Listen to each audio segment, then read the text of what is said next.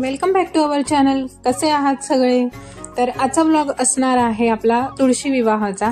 तर त्याच्यासाठीच तुळशीला नटवायचं म्हणजे नवरीला नटवायचं काम सुरू आहे. मस्त अशी हिरवी कच्च तुळशी दिसते छान. तर याच्या आधी पण मी म्हणजे तुळशी विवाह करायचे, पण अगदी साध्या सोप्या पद्धतीने तिथल्या तिथे करायचे. पण मग यावर्षी विचार केला थोडंसं काहीतरी वेगळं करूया, आणि म्हणजे त्याच्यामुळे मुलंसुद्धा त्याच्यामध्ये भाग घेतील आवडीने.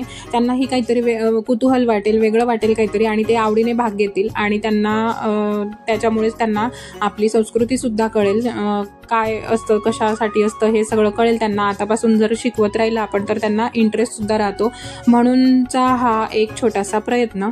तर तुळशीचं वृंदावन माझं तसं छोटंच आहे, तर त्याच्यासाठी मी एक खाली डब्बा घेतला आणि डब्याच्या वरती तुळशीचं वृंदावन ठेवलेलं. आणि अशा प्रकारे आता मी साडी नेसून घेते तुळशीला. तर ही साडी जी आहे ती मी म्हणजे मी यूज केलेली नाही आहे कधी, अगदी नवी कोरी साडी म्हणून ती साडी घेतलेली होती मी. अदरवाईज मला काठपदराची साडी इथे नेसायला आवडली असती, पण तशी कोरी साडी नव्हती माझ्याकडे, म्हणून मग मी ही जी कोरी होती माझ्याकडे तीच नेसवली. आणि एकटीला ते काही पॉसिबल होत नव्हतं, स्वतःला साडी नेसणं वेगळं असतं, आणि म्हणजे असं काही गोष्टींना साडी नेसवून देणं थोडंसं वेगळं पडतं. तर त्या स्वराची मदत घेतलेली मी, पण तिला सुद्धा एवढं काही जमत नव्हतं. त्याच्यामुळे जसं जमलं तसं साडी नेसवली आहे, प्रयत्न केलेला आहे. तिने पण प्रयत्न केला तिच्या बाजूने जेवढं तिला पॉसिबल होईल तसं.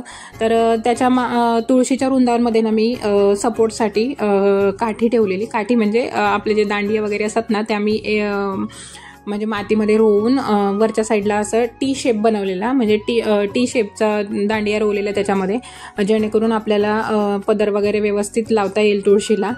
तर असं जुगाड करून काहीतरी साडी नेसवलेली होती. कृष्णाला आणि तुळशीला हळदसुद्धा लावलेली आहे. तर छान म्हणजे मला जसं जमेल तसं मी लग्नाचे विधी इथे करण्याचा प्रयत्न केलेला आहे. तर व्हिडिओ शेवटपर्यंत नक्की बघा. चॅनलवर नवीन असाल तर चॅनलला सबस्क्राईबसुद्धा करा, अगदी फ्री आहे.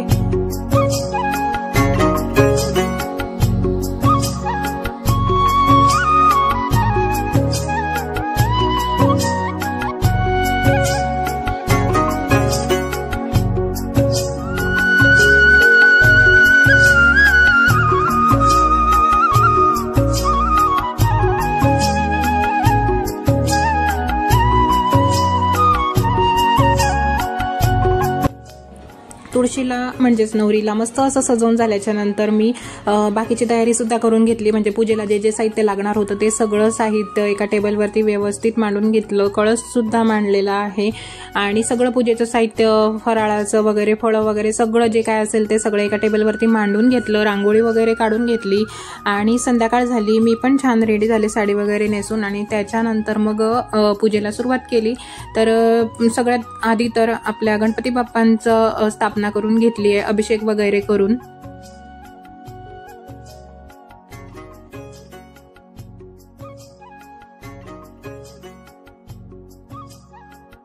त्याच्यानंतर इकडे सुरू आहे आपल्या नवरदेवाची आंघोळ, म्हणजेच कृष्णाचा अभिषेक सुरू आहे, कृष्णाची आंघोळ सुरू आहे.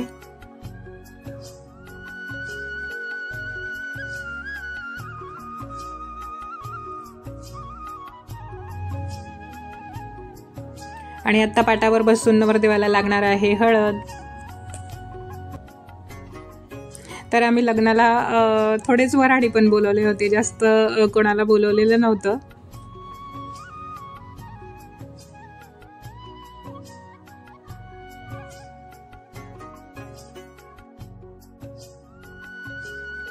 नवरदेवाची हळद झाल्याच्या नंतर नवरीला सुद्धा हळद लागली. त्याच्यानंतर आम्ही कृष्णाची परत एकदा आंघोळ केली. त्याच्यानंतर छान असे वस्त्र वगैरे परिधान केले, आणि मस्त असं पाटावरती परत बसवलेलं नवरदेवाला. छान असं तयारी केली, मुकुट वगैरे, बासरी वगैरे, आणि त्याच्यानंतर सुरू झालं मग अंतरपाट. तर अंतरपाटाला छोटे छोटे नवरदेव आणि नवरीचे मामा उभे झालेले आहेत आणि ते 2-3 वेळा बदलले, कारण हे जे उभे होते यांचे हात दुखून आलेले अंतरपाट पकडून. तर बघा, नवरदेव आणि नवरी खूप सुंदर दिसत आहे अंतरपाटाच्या आजूबाजूला, आणि हे आमचे वराडी आहेत, अक्षता घेऊन उभे आहेत. तर इकडे टी व्हीवरती मस्त असं मंगलाष्टक सुरू आहेत ते.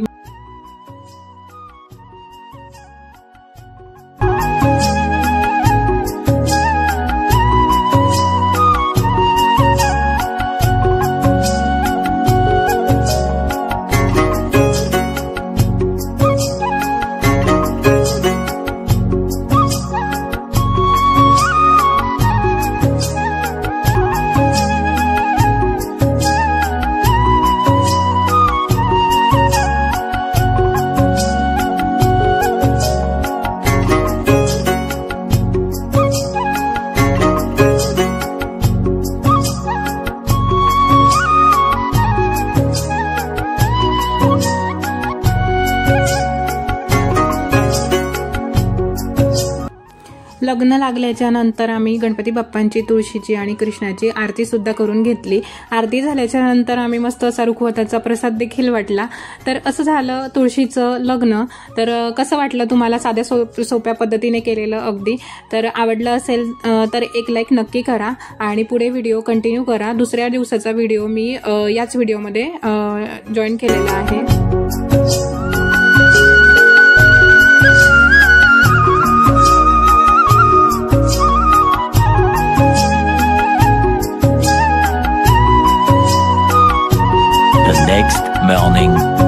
ही पूजा मी रात्रभर तशीच ठेवलेली आणि दुसऱ्या दिवशी सकाळी आता मी इथे उत्तर पूजा करून घेत आहे. तर उत्तर पूजा करण्यासाठी मी आधी सगळ्यात आधी दिवा लावलेला, त्याच्यानंतर दूध साखरेचा नैवेद्य दाखवला आणि त्याच्यानंतर मग उत्तर पूजा करून घेतली.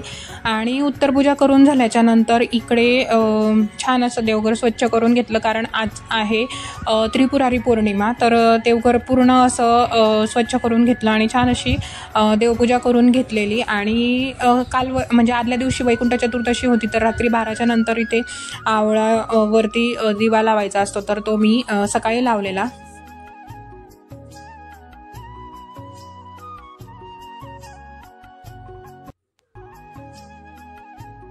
त्याच्यानंतर आज पौर्णिमा आहे, तर मग मला सत्यनारायण सुद्धा करायचा आहे, जो की मला खूप दिवसांपासून करता आलेला नाहीये. म्हणजे रक्षाबंधनपासून मी सत्यनारायण पूजा केलेलीच नव्हती, कारण रक्षाबंधनला पण मी माहेरी गेलेली.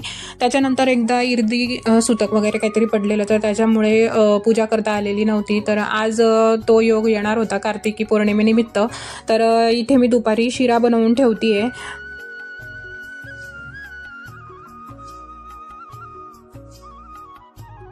प्रसादासाठीचा शिरा बनवून झाल्याच्या नंतर मग मी इथे पूजेची थोडीफार तयारी केली. रांगोळी वगैरे काढून चौरंग वगैरे मांडून घेतला आणि संध्याकाळी प्रदोषकाळी मी ही पूजा करत असते. तर अशा प्रकारे छान अशी सत्यनारायणाची सुद्धा पूजा होऊन गेली आज. त्यानंतर त्रिपुरारी पौर्णिमा, तर मग मला 750 वातीसुद्धा जाळायच्या होत्या. तर मंदिरात जायला जमलं नव्हतं, कारण घरात पूजा होती, घर बंद करून सुद्धा जाऊ शकत नव्हते. म्हणून मग मी ठरवलं देवघरासमोरच, देवघरात सुद्धा आपली महादेवाची पिंड असतेच, तर देवघराच्या समोरच इथे या वाती जाळायच्या. तर मग मी सत्यनारायणाची पूजा झाल्याच्या नंतर घरातच छान असं 750 वाती मी त्या गाईच्या तुपामध्ये मस्त भिजवून ठेवलेल्या होत्या आणि तिथेच त्या लावल्या. मग आज घरामध्ये छान पूजा होती आणि या वातीसुद्धा जाळलेल्या होत्या मी. तर एकूण एक घरामध्ये छान असं वातावरण होतं, अगदी प्रसन्न पॉझिटिव्हिटीचं वातावरण होतं.